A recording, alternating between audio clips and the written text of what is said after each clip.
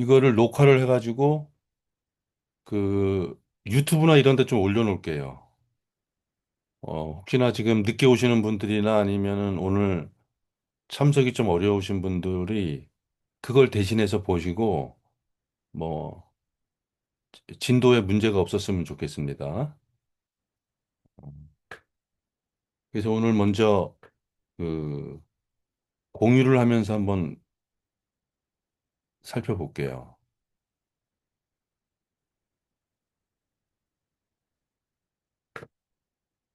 잠깐만요.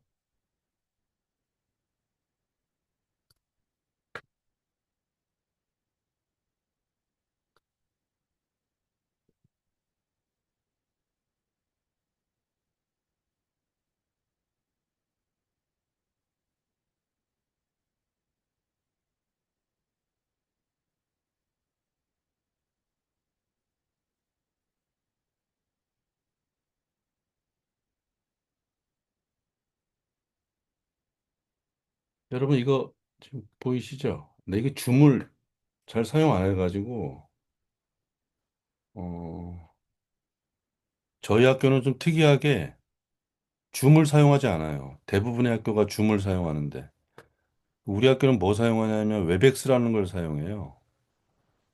근데 이제 웹엑스가 그렇게 보편화된 것 같지는 않은데 그게 유명한 회사는 회사더라고요. 그래서 전 줌을 그렇게 사용하지는 않았습니다. 이때까지. 그래서 지금 이것 때문에 처음으로 그 구독을 하고 있거든요. 제가. 네, 지금 구독을 하고 있습니다. 지금 요거 여러분 저기 지금 보이는 화면이 저기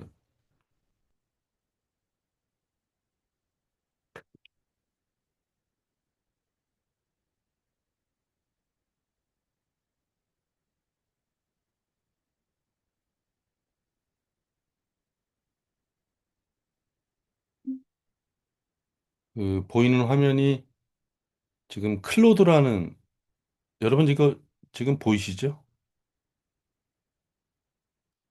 예, 잘 보이. 이게 클로드라는 그 저기 AI예요. 네, 저기 제가 영상 찍을 때 여러분들에게 알려드렸죠. 그 클로드는 그 코딩이랑 글쓰기에 아주 특화된 AI입니다.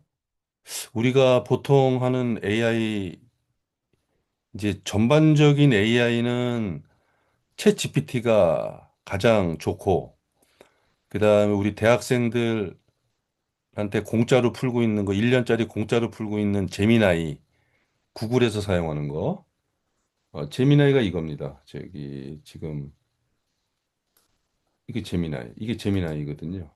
어, 요건 요거는 구글에서 만든 거예요. 요것도 아주 그 보편적으로 사용하는 데는 좋습니다.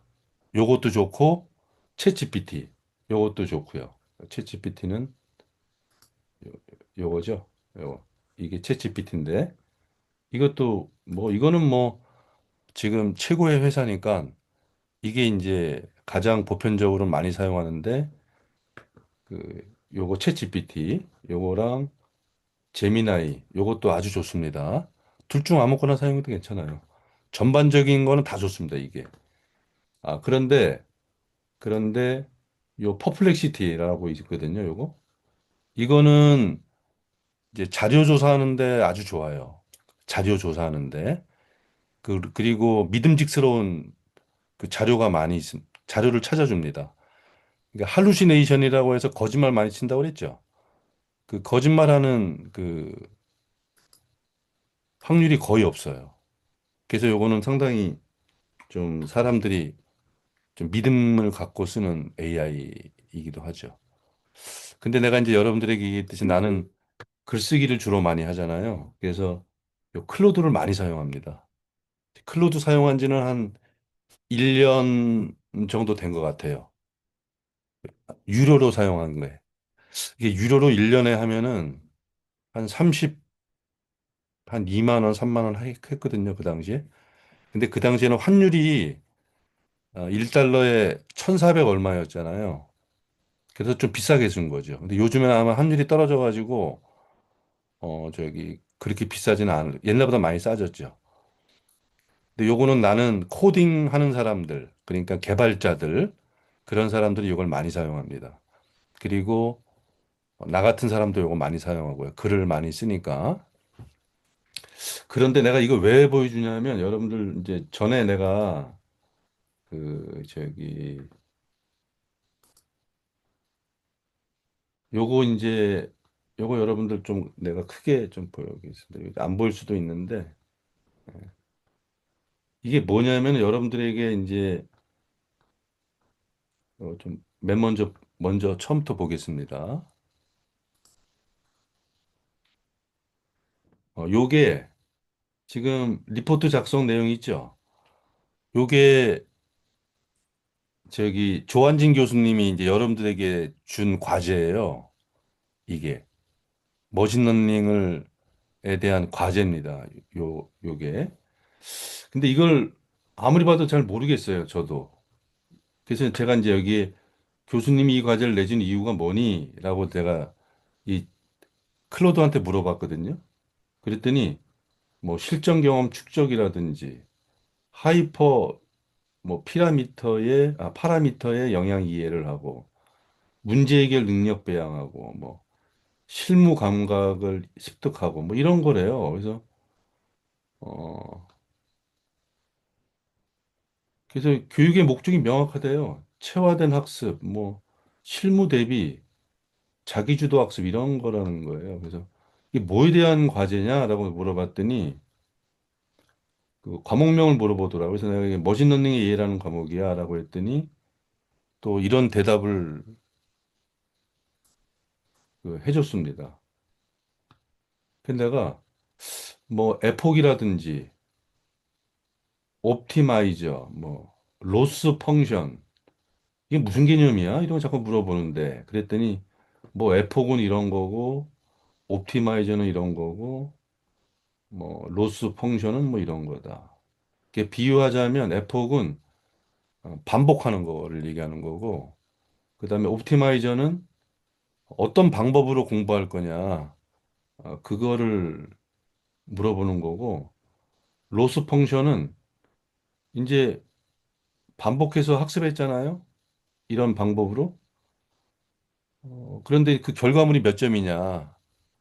뭐 그런 걸 이제 물어보는 거다. 지금 그러니까 요 조한진 교수님이 내준 과제가 그 이제 강아지랑 고양이 같은 그림 이런 데이터를 집어넣었잖아요. 그래서 에폭수를 조절해 가지고 몇 번 반복해서 이걸 공부할 거야. 이걸 조절하고 그다음에 너 어떤 방법 쓸래? 어떤 방법으로 반복할래? 해가지고 요거를 뭐 두 가지 방법을 제시해 줬어요. SGD랑 아담. 아담이라고 읽어야 되는지 맞는지 모르겠는데. 그래서 결과가 나오지 않습니까? 그 결과가 몇 점이야? 뭐 이런 거를 좀 학습하는 거더라고요. 나도 잘 모릅니다, 저도. 그래서 계속 물어봤어요. 어, 그랬더니 이제 생소해서 어려워. 쉽게 설명해봐. 그랬더니 그 산 정상을 찾아가는 건데 뭐 이게 또 비유법으로 해서 막 설명을 막 해주더라고요. 나보고 이해되냐? 그랬더니 SGD랑 아담이라는 게 방법 이름이야. 그랬더니 뭐 맞다 뭐 이러면서 얘기를 해주더라고요. 쭉 했는데 그래서 맨 나중에 어, 내가 이렇게 코딩을 달리하면서 그 기계가 배우는 방식을 알아보라는 과제인 거야? 라고 했더니 정확하대요. 내가 지금 질문한 게. 이제 그러면서 머신러닝 학습 방식이 어떻게 작동하는지 체득하라는 과제라고 나한테 알려줬습니다. 그래도 이제 뭔지 잘 모르겠더라고요. 근데 대충은 알겠어요. 뭐 무엇을 의미하는지는 알겠는데, 그래서 내가 고양이와 강아지를 구별하는 러닝을 할 건데, 코딩을 어떻게 하냐에 따라서 이미지 구별의 습득 정도가 달라진다는 거냐? 라고 물어봤더니 정확하대요, 또. 그래서 고양이와 강아지 사진을 구별하도록 학습시키는데 어떤 방법으로 학습시키냐에 따라 구별 능력이 달라진다라는 걸 이 과제를 통해서 학생들이 알았으면 좋겠다. 이게 이제 과제라는 거예요. 이분의 과제가. 그래서 다시 앞으로 넘어가면 이 과제가 그 과제라는 얘기예요. 그래서 아래 제시된 개성 반복 중에 최소 한 가지를 선택해라. 에폭 수를 조정해라. 에폭은 아까 반복이라고 그랬죠. 반복 수를 조정해라. 옵티마이저 변경. SGD를 사용할 거냐, 아니면 아담을 사용할 거냐에 따라서 방법이 달라진다 이거죠. 학습하는 방법이. 그런 다음에 몇 퍼센트를 맞췄느냐를 알아보라 이거죠. 예, 이걸 과제로 내주신 거죠. 그러니까 아주 기초적인 걸 내주신 건 분명한 것 같아요. 이 과제를 쭉 보니까.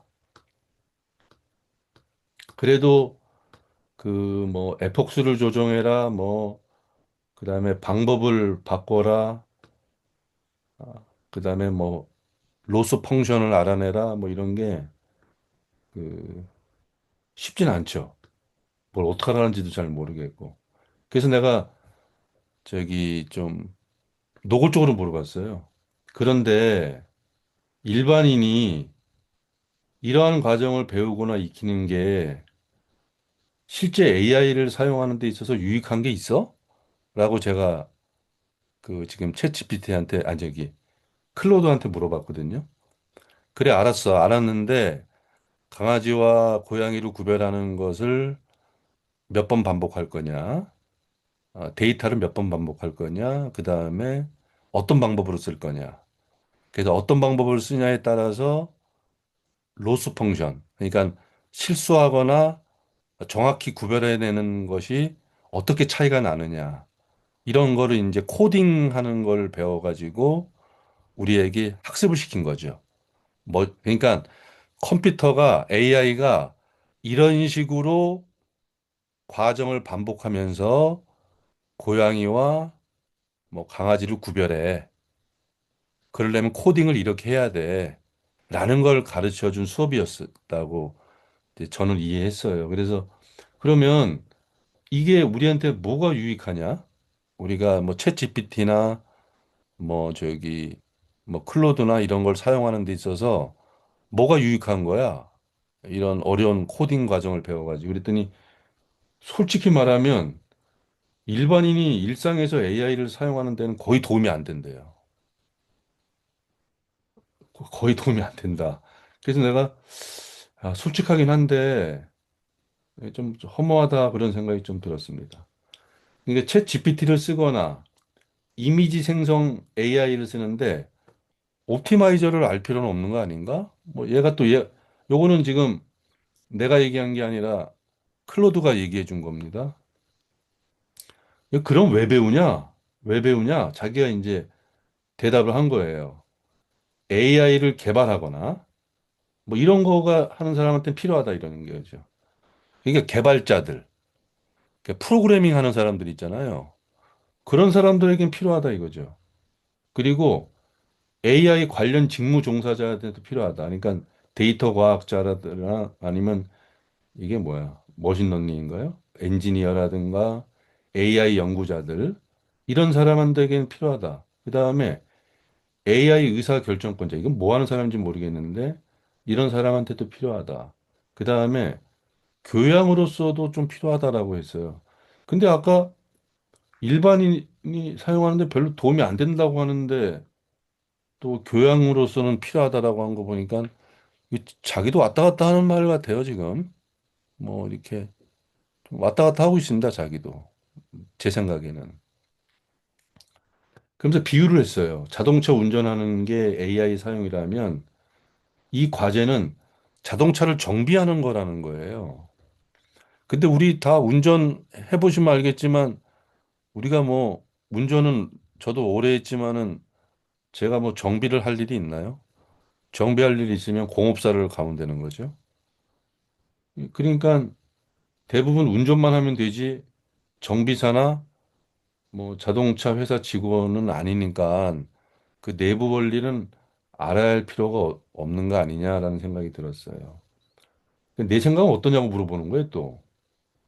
그래서 내가 이걸 배우면 일반인 입장에서 무엇이 유익한지를 알려주면 참 좋을 것 같은데 그건 없냐라고 이제 물어봤습니다, 제가. 그랬더니 실용적 유익함을 알려줘야 동기부여가 되는 건 맞는데 이 과제가 이 과제가 그런 건 아니다라고 얘기하면서 뭐라 하냐면 학생들에게 이렇게 말씀하시면 어떨까요? 만약에 여러분들이 AI 개발자가 되든 안 되든 AI는 여러분의 일상과 업무에 들어올 건데 이게 어떻게 작동하는지 아는 사람과 모르는 사람의 차이는 크다. 이게 머신러닝을 아는 사람과 머신러닝을 모르는 사람들의 차이는 크다. 이 과제는 AI 전문가가 되라는 게 아니고 AI와 함께 살아가는 여러분이 속지 않고 제대로 활용할 수 있게 하는 거다라고 얘기를 했거든요. 학생들에게 이렇게 얘기하라는 거예요, 나보러. 내가 이제 과제를 내주는 사람인 줄 알았나 봐요. 근데 내가 이랬어요. 너 차이가 크다라고 했는데 어떤 면에서 크다는 거야? 라고 했더니 모르는 사람은 이렇고 아는 사람은 이렇고 뭐 모르는 사람은 이렇고 아는 사람은 이렇고 뭐 이렇게 된다 이거죠. 그래서 아는 사람은 AI를 도구로 다룰 수 있고 모르는 사람은 AI에 휘둘린대요. 그래서 이것도 내가 이렇게 잘 이해되는 말은 아니었습니다. 아니, 무슨 말 하는지는 알겠는데 그래도 AI를 머신러닝을 배워야 하는 이유에 대해서는 설득력이 그렇게 없는 것 같아요. 그래서 내가 이랬습니다. 가령 머신러닝을 배우면 내가 프롬프트를 작성할 때 여러분 이게 프롬프트라고 그랬죠? 요런 거. 여기에 요거 요게 이제 검색 창 같은 거죠. 그러니까 일종의 이게 프롬프트인데 프롬프트 작성할 때 잘할 수 있다. 뭐 이런 실용적 의미는 없어? 라고 내가 되물어봤어요. 그랬더니 솔직히 말하면 약하대요. 솔직히 말하면 약하다. 그러니까는 머신러닝 잘 배운다고 프롬프트 잘 작성하는 건 아니다. 뭐 그런 얘기 아니겠습니까? 그런데 그런데 이제 이 사람이 아니죠. 요 머신러닝이 재밌는 얘기를 해줬어요. 뭐냐면은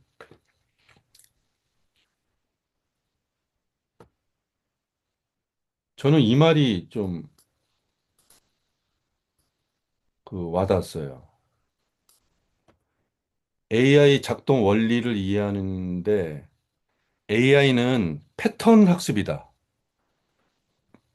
생각은 못한다. 이걸 알려주는 거래요, 머신러닝이. 이게 여러분들 머신러닝의 AI의 가장 기본적인 기능이 패턴 알려주는 거거든요. 즉, 뭐랄까. 패턴이라고 하면, 패턴을 우리나라 말로 하면 뭐가 될까? 그러니까, 어, 그러니까 일정하게, 뭐, 잘 기억이 안 나네. 하여튼, 그, 가령, 강아지 사진이랑 개 사진을, 강아지 사진이랑 고양이 사진을 계속 보여주잖아요. 그러면 만 장의 사진을 보여주잖아요. 강아지 사진과 고양이 사진을 만 장씩 보여주면 이제 고양이 사진에 그 일정한 그 형태가 있잖아요. 아, 요렇게 생긴 것들은 되게 고양이구나. 요렇게 생긴 것들은 강아지인데 이걸 계속 습득하는 거예요. 계속 보여주면서. 그러면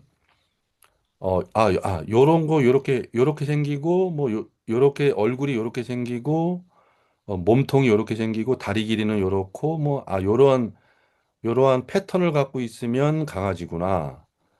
요런 얼굴에 요런 몸집이랑 꼬리는 요렇게 생기고 다리는 어떻게 생기고 요렇게 생긴 게 고양이구나. 이렇게 그, 그 일종의 공통된 속성이죠. 강아지는 강아지, 고양이면 고양이. 이렇게 여러 수많은 데이터를 보여주면서 요런 패턴을 보이는 거는 강아지고 요런 패턴을 보여주는 거는 고양이야.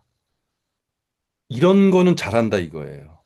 그런데 생각을 해가지고 요걸 구별해내는 건 아니다. 라는 게 지금 이 클로드의 대답이거든요. 이게 굉장히 좀 중요한 것 같았어요. 제 생각에는. 그러니까 패턴을 알 뿐이지 얘가 생각을 해가지고 강아지구나를 생각하는 건 강아지라는 걸 맞추는 건 아니에요. 그 예를 들면은 제 생각입니다. 만약에 강아지한테 고양이 가면을 씌워가지고 그 사진을 찍어가지고 만약에 그 챗 GPT한테 물어보잖아요. 요 강아지니 고양이니 그러면 아마도 고개를 갸우뚱하면서 어? 몸집의 패턴 봐서는 강아지인데 얼굴이 고양이네? 얘가 가면 썼다라는 걸 모르는 거죠. 그래가지고 아 이거 고양이야 라고 대답할 확률이 높습니다. 근데 우리 인간은 사고를 하고 느끼고 그 느낌이라는 게 있지 않습니까? 그러니까 강아지한테 고양이 그 가면을 씌우면 이거 아이고 우리 강아지가 고양이 저기 가면을 썼네? 아유 귀여워라. 뭐 이러면서 헷갈리질 않는단 말이에요. 이게 우리는 생각하면서 판단하는데 이, 이 AI는 생각하고 판단하는 게 아니에요. 그 주어진 패턴을 가지고 그 패턴에 맞으면 그거다라고 얘기를 하는 거다 이거죠. 이게 저는 굉장히 중요한 말 같아가지고 아, 머신러닝이라는 건 패턴을 학습하는 과정을 얘기하는 거다. 이런 얘기입니다. 패턴을 생각을 하게 하는 건 아니다. 라는 거죠. 요게 프롬프트 작성할 때 상당히 중요한 의미를 지닐 수가 있습니다.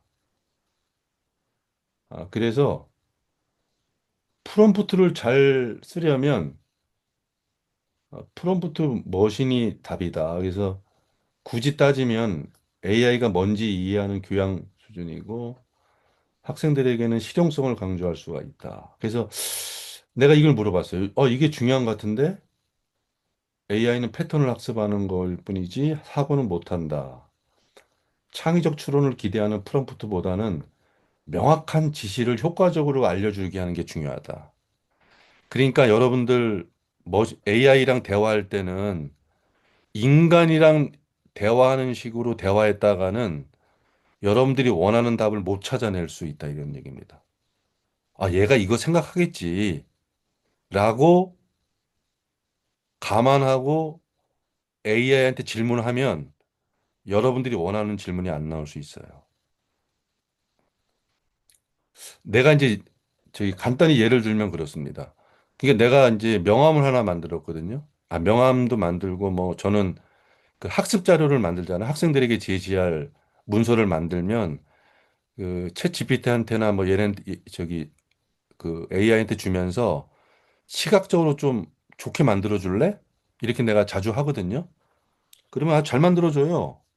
꽤 그럴싸하게. 내가 문서 작성한 것보다 나는 그냥 글만 쓴 거를 주면 얘가 알아서 시각적으로 잘 알려주거든요. 그런 다음에 결과물을 보잖아요.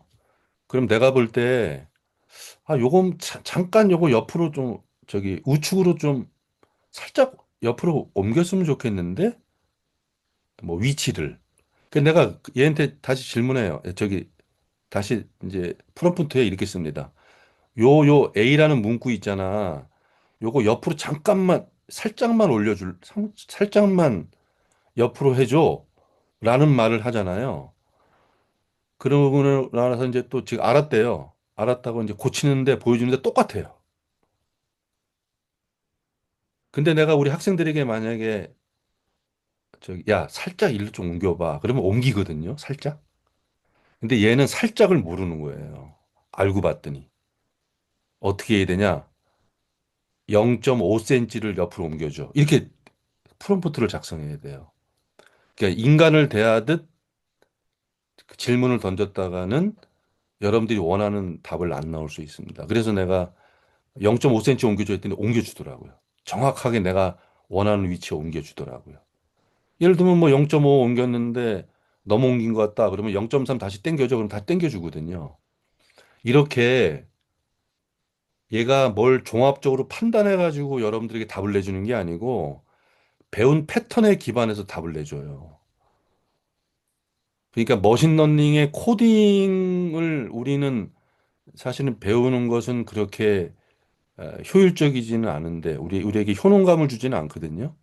그런데 머신러닝한테 저번에 조한진 교수님이 그런 말 많이 했죠.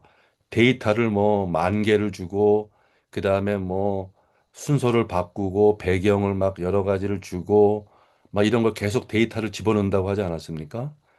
그러니까 다양한 패턴을 많이 줘가지고 그 여러 가지 이변수, 이게 변수에 대해서 얘가 변수까지도 알아낼 수 있게끔 계속 학습을 시키면 그 오차율이 좀 줄어든다. 이거지. 얘가 종합적으로 판단하면서 저기 우리 인간처럼 대답을 해주는 건 아니다. 이제 이런 게 좀 중요하죠. 그래서 내가 이렇게 쭉 이제 주고받다가 요건 뭐 주고받다가 내가 이런 질문을 했어요. 그러면 엄청난 양의 데이터를 학습하다 보면 엄청 다양한 패턴을 찾아내게 되고 이러한 것이 엄청 축적되다 보면 단순히 패턴을 찾아내는 것을 넘어서 마치 인간처럼 종합적인 사고도 할 수 있는 거 아니야? 그래서 마치 창의적인 판단을 하는 것처럼 보일 수도 있는 거 아니야? 라고 내가 질문했더니 정확한 지적이래요. 자꾸 얘는 뭐 칭찬을 해줘요, 이렇게. 실제로 그렇게 보인대요. 그런데 아, 얘가 대답은 그래도 사고하는 것처럼 보일 뿐이지 사고하는 건 아니다. 또 이렇게 또 못을 박더라고요. 그러니까 인간은 의도나 의식이나 그런 이해가 있는데 얘는 그냥 통계적 패턴의 조합일 뿐이다. 라고 대답을 또 해줘요. 그러니까 내가 엄청난 데이터를 많이 주면 종합적 판단하는 것처럼 사고할 수도 있는 거 아니야? 라고 했더니 그래도 차이가 난다라는 얘기예요. 그래서 내가 어, 충분히 축적되면 사고처럼 보인다. 하지만 보이는 것이지 실제로 그런 것은 아니니까 여전히 AI로서의 어떤 그 한계는 보이기 마련이다. 이런 얘기를 했습니다. 그런데 여러분 기억하나 모르겠어요. 그 조한진 교수님이 맨 끝에 우리 수업 끝날 즈음에 그 저기 글쓰기도 이제 작가처럼 쓸 수 있다라고 해서 내가 한 질문, 한강 작가의 글처럼 창의적인 글쓰기도 가능하냐라고 했더니 스타일은 모방할 수 있대요. 스타일은. 그러나 한강 작가와 같은 글은 안 된다. 그렇게 얘가 대답을 했습니다. 문장 한강처럼 쓸 수 있는가? 문장은 거의 가능하다. 작품 전체도 비슷해 보일 수는 있다. 그러나 노벨상을 받는 건 불가능하다. 왜? 이건 왜? 노벨상을 받는 이 문학상은 작가로서의 통찰력이 필요하거든요. 새로운 시선이 필요하고 인간 존재에 대한 근본적인 질문을 던져야 노벨 문학상을 받을 수가 있는데 이런 패턴 연구해가지고 인간 비슷한 사고를 한다고 해서 노벨상을 받을 만한 작품이 나오냐? 그건 아닌 것 같다라고 얘기를 하더라고요. 그래서 뭐 이런 얘기를 쭉 나랑 하면서 했습니다. 그래서 여러분들이 이제 저번 시간에 좀 그 머신러닝 배우시면서 좀 힘들었을 텐데 저도 그걸 이해하기 위해서 그 유튜브에 올라온 영상도 한 두세 번 보고요. 많이 좀 했는데 아, 역시 이해하기가 쉽지 않아서 이제 과제 여러분들에게 보여줄 겁니다. 제시해 드릴게요. 그래서 과제를 저는 미리 받았거든요. 그거 가지고 지금 한번 물어본 겁니다. 어, 그래서 이제 내가 그, 뭐 좀, 노골적으로 그 과제를 제가 이게 PDF 파일로 올려놨거든요. 그래서 여기에는 이수건의 퀴즈도 있고 조한진 이한표의 과제가 있어. 답을 해줄래? 그냥 이렇게 질문해 버렸어요. 여기에 모든 게 다 들어가 있거든요. 요거 나중에 여러분들에게 드릴 겁니다. 그랬더니 답을 다 적어줬어요. 이렇게. 예, 조한진 이한표 이렇게. 근데 얘가 또 조건을 안 지켰어요. 그래서 내 거는 정답을 정확히 맞췄습니다. 6문제를 냈는데 정확히 맞췄어요. 얘는 내 비디오를 본 것도 아닌데 맞췄고, 요것도 내용은 맞았어요. 근데 조건을 안 맞았더라고요. 조건을 주셨거든요. 조한진 교수님 뭐 A4지 2장으로 써라. 뭐 이한표 교수님은 뭐 A4지 5장 정도의 결과물을 써라. 뭐 이렇게 했는데, 그래서 조건을 지키며 써줘. 그랬더니 이렇게 써줬습니다. 예, 이렇게 지가 답을 다 이렇게 써줬어요. 여러분들도 이해 안 되시면 이제 머신러닝을 배우는 이유는 아셨죠? 그러니까 이제 과제는 도저히 이해 안 되면 저기 아시는 분은 제대로 한번 해보세요. 근데 이해가 안 되시는 분, 뭐 저 같은 사람들은 그냥 좀 편법이긴 한데 AI한테 물어봐서 그냥 답을 내셔도 될 것 같습니다. 이거는 중요한 건 이제 머신러닝을 왜 배웠냐가 이제 중요한 거니까요. 그래서 이제 그 다음에 그래서 요거 어 저기 요건 지금 안 보이시죠? 가만 있어봐 잠깐만요. 네, 안 보입니다. 요건 안 보일 텐데 가만 있어. 요걸 내가 보이게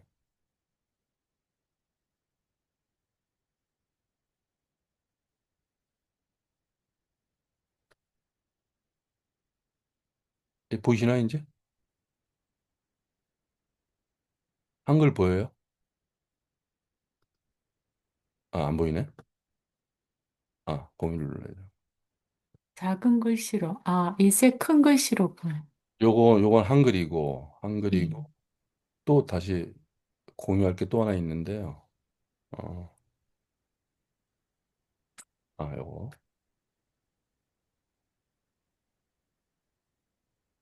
그다음에 지금 요거 보이죠? 여러분들 머신러닝 이해 퀴즈 보이죠? 요거. 네, 네. 요게 과제예요. 요 나중에 제가 요 과제 이렇게 과제가 이렇게 있거든요. 제 문제가 6문제가 있고요. 요거는 아주 쉬워요. 그다음에 조한진 교수님의 리포트가 이렇게 있고, 그다음에 이한표 교수님의 그, 그 과제는 좀 많습니다. 뭐, 요걸 이용해서 뭔가 하는 건가 봐요. 요거 나중에 여러분들에게 드릴 겁니다. 요거 푸셔서 나중에 내면 되는데, 머신러닝에 대한 이해는 했으니까 그렇게 하시고, 그다음에 그,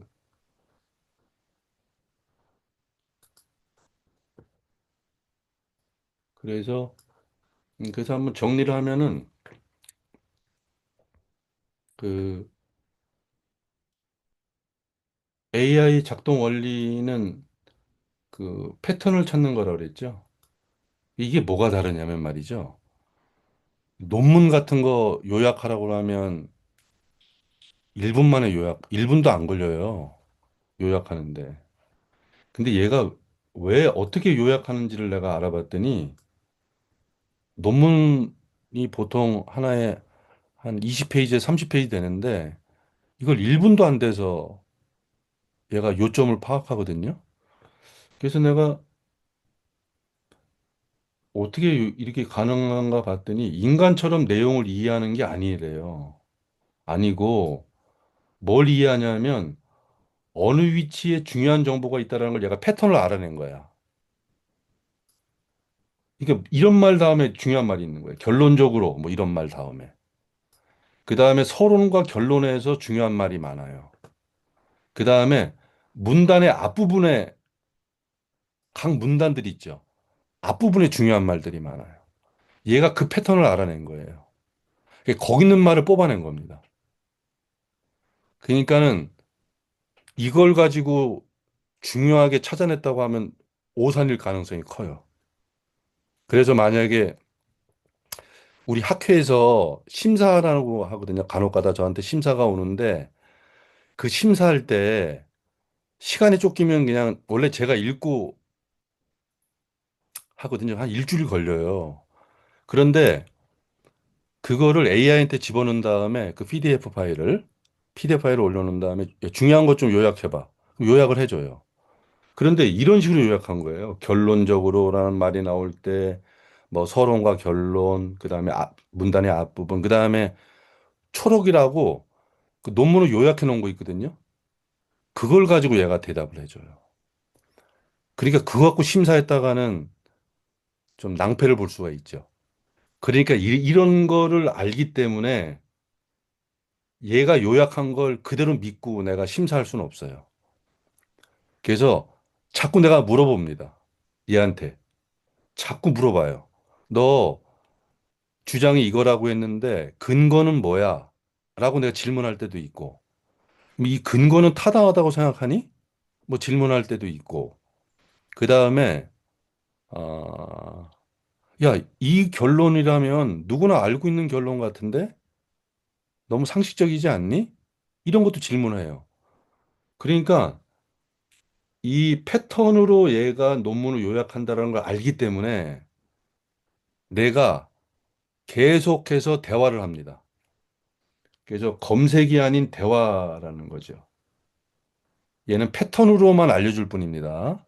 그렇기 때문에 깊이 있는 내용을 내가 물어봐야 돼요. 근거는 뭐니? 이 근거에 대한 또 근거는 뭐니? 그 다음에 이거는 누구 논문에서 갖고 온 거니? 뭐 이런 것들을 자꾸 물어보는 식으로 해가지고 계속 왔다 갔다 왔다 갔다 왔다 갔다 하면 이제 제가 이 논문에 대한 종합적 이해가 가능해져요. 이제 그렇게 하면서 시간이 굉장히 단축되면서도 그 논문을 읽은 것과 비슷하게 이해할 수가 있죠. 그 만약에 논문 심사가 아니고 진짜 내가 궁금해서 만약에 찾아낸 논문이라고 하면 맨 처음에 이것부터 해요. 저도 AI한테 물어봅니다. 그러면 얘가 패턴을 이용해서 나한테 요약해 주겠죠. 그럼 몇 번 질문을 해요. 근데 질문이 흥미로워. 대답이. 그러면 나는 그 논문 처음부터 다 읽습니다. 그런 식으로 내가 AI를 이용하지 얘를 완전히 믿진 않아요. 패턴을. 그 옛날에 내가 예를 하나 들었죠. 이세돌이랑 그 알파고가 그 지금부터 한 십몇 년 전에 싸웠잖아요. 그때 네 번째 싸움을 이겼죠, 이세돌이. 그래서 이세돌이 얼마 전부터 뭐 방송에 많이 나오던데 한번 들었거든요. 네 번째 판을 어떻게 이겼냐라고 이제 상대방이 질문하니까 이세돌이 뭐라고 대답했냐면 근데 자기가 인간과 뒀으면 이렇게 안 뒀을 수를 그 수를 그러니까 보통 인간이면은 여기는 안 두는데 얘는 이 알파고라는 애는 수많은 그 바둑판을 공부하면서 패턴을 읽었을 거잖아요. 그러니까는 뭐 몇만 보의 그 기보를 보면서 그 패턴을 읽어내면서 경우의 수를 따져가지고 이세돌을 압박했던 거죠. 그 이세돌이 이길 수가 없는 거예요. 인간의 수로 해서는. 그래가지고 도저히 패턴으로는 알아낼 수 없는 수를 던졌대요. 그냥 50수에서 100수 사이에 그때 78수인가를 두고 끝냈거든요. 그때 패턴으로는 도저히 알 수 없는 수. 그러니까 자기도 정상적이면 두지 않을 수에 걷다 그냥 바둑돌을 둔 거예요. 그러니까 얘가 멘붕에 빠진 겁니다. 자기 패턴에 걸리지를 않았기 때문에. 그러니까 이세돌은 천재긴 천재죠. AI가 그렇게 보편화되기 전인데도 아, 얘는 패턴을 찾아내는 애라는 애구나. 이렇게 패턴으로 알 수 없는 수를 둔 겁니다. 그래서 은퇴한 거래요, 사실은. 왜? 어, 왜냐하면 이제 지금 AI를 통해서 배운대요, 지금 그 기사들이. 하여튼 뭐 패턴을 잡아내는 일이기 때문에 한 번의 대화로 여러분 그 얘한테 결과물을 뽑아낼 생각하지 마시고 여러 가지 다양하게 물어보면서 그 내용을 여러분들이 알아내야 됩니다. 그래서 검색이 아닌 대화를 해야 된다. 머신러닝을 통해서 알 수 있는 사실입니다. 그 다음에 맥락을 좀 자세히 제공할 필요가 있어요. 얘한테는요.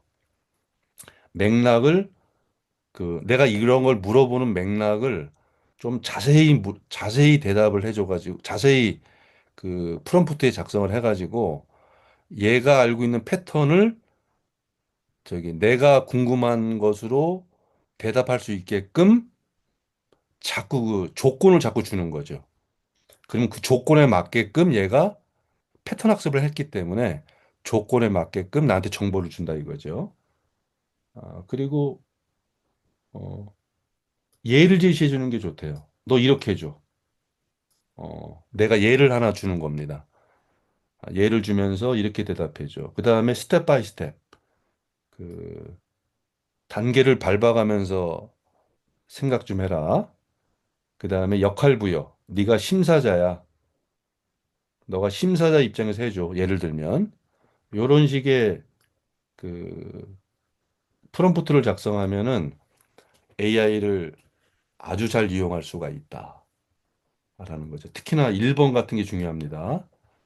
얘는 패턴을 공부한 애기 때문에 깊이 있는 내용을 내가 물어봐야 돼요. 내가 물어봐서 그걸 끄집어내는 수밖에는 별다른 방법이 없습니다.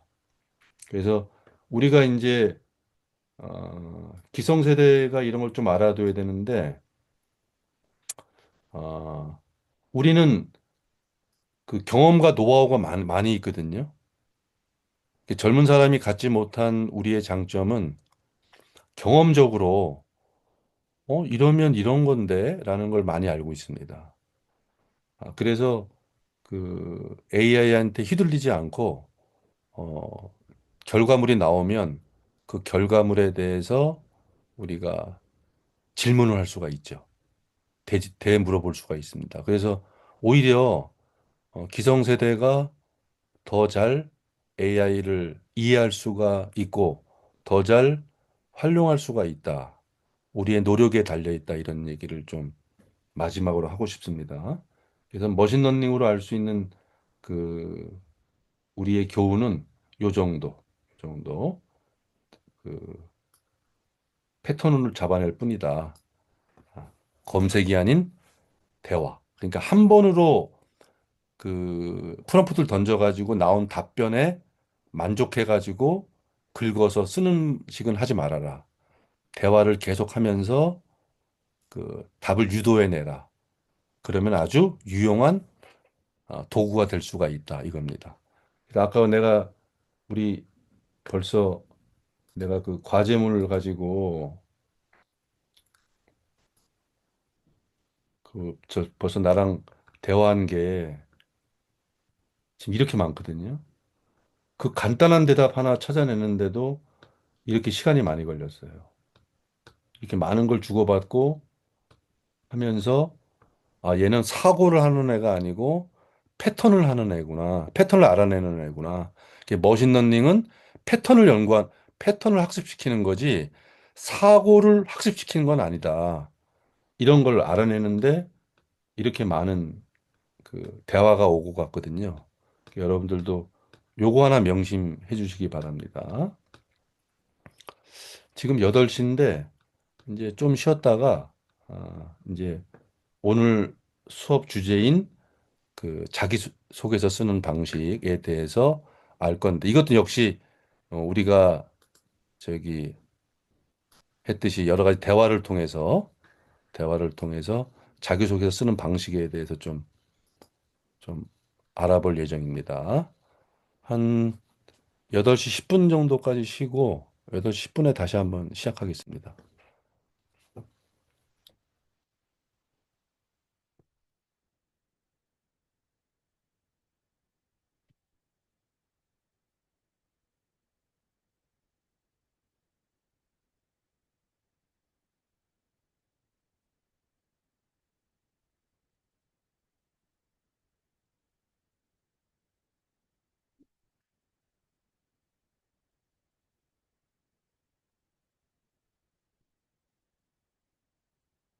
그 교훈이라고 쓰신 선생님은 그 추석 때문에 그런 건데 그 본문을 썼으면 좋겠는데요. 저게 본 이름을